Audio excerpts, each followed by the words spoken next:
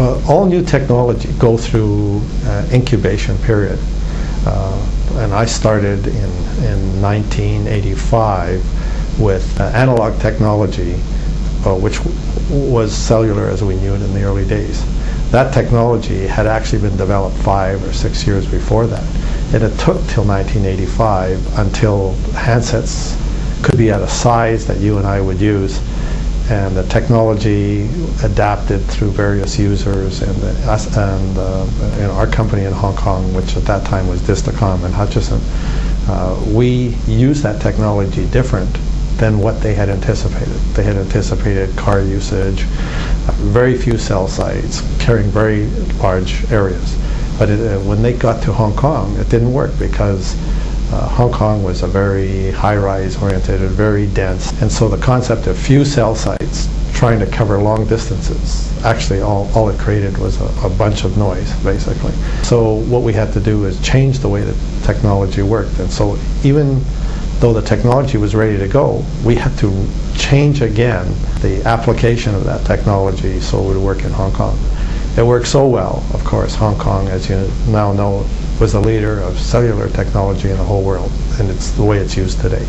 Very small cell sites at different levels, rural areas going a long distance, and in cities sometimes a cell site just only covers one part of a mall, or different floors in a very high building like our IFC in Hong Kong. So cellular has transformed over 30 years. As they went to digital, it started, and my old friends at Hutchison can tell you that we started looking at digital technology 4 years before it actually got going. Sometimes we'd have very interesting meetings, K.S. Lee and myself. We one time seen a test where K.S. said, hey, I don't think this is real. I think they're teasing us. That, and what he really meant is that even though the technology was developed, before the size of the technology when it's first developed is in the size of a suitcase.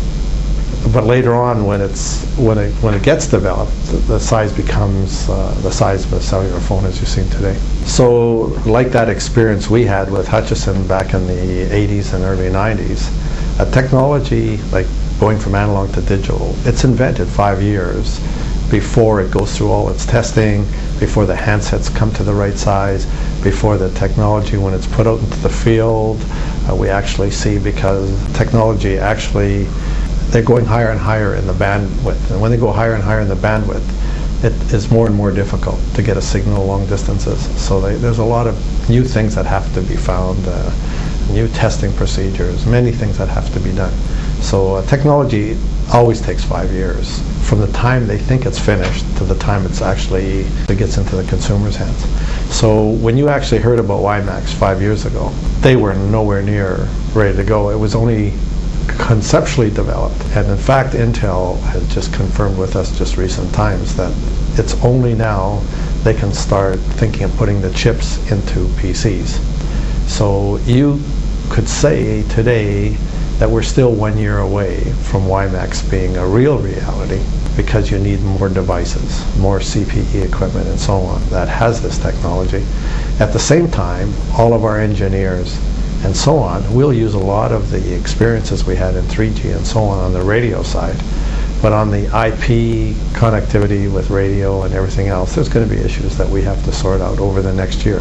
So even though we talk about WiMAX today, we all have to get ready for it. I would say it's a year from today when you could say WiMAX is really going. But it's there.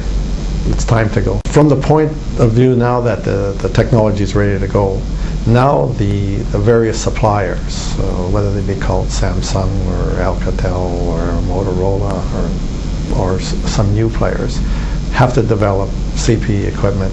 New phones like an IP phone, and you already see other one. There's a company called HTC has come out with a IP phone type device. But the big computer players are coming out with smaller PCs.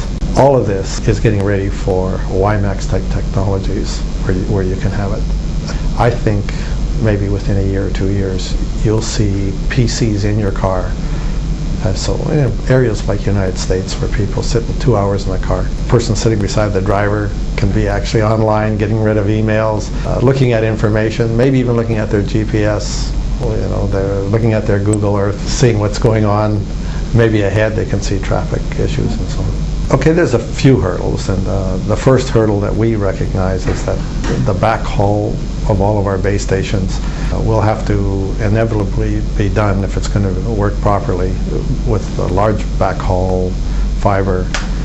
Of course, in some rural areas we'll be able to use microwave, but backhaul fiber is very important. So there's either we're using other people's fiber optic systems like the new ones that governments are putting in, or we have to work together with some of the old incumbents on their fiber backhauls.